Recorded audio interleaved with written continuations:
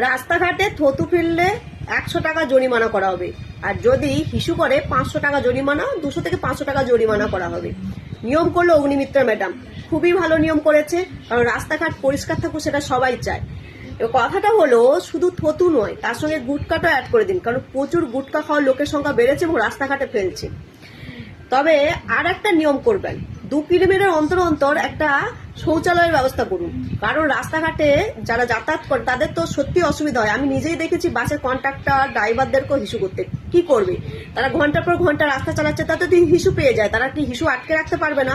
হিসু আটকে রাখলে তো কিডনিতে তো পাথর জমবে, সেটাও তো শরীরের পক্ষে অসুবিধা। এবার এতটা রাস্তা যাতায়াত করলে তাদের তো হিসু করতেই হবে।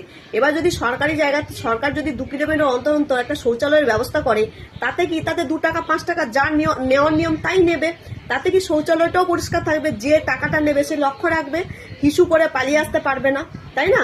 শুধু তো নিয়ম করলে হবে না, রাস্তাঘাট পরিষ্কার রাখাটা যেমন জরুরি, তেমনি হিসু পেলেও তাদের হিসু করার জায়গাটা দেওয়া সেটাও জরুরি। তাই এইটুকু সমাধান করলে মানুষের খুবই উপকার হবে।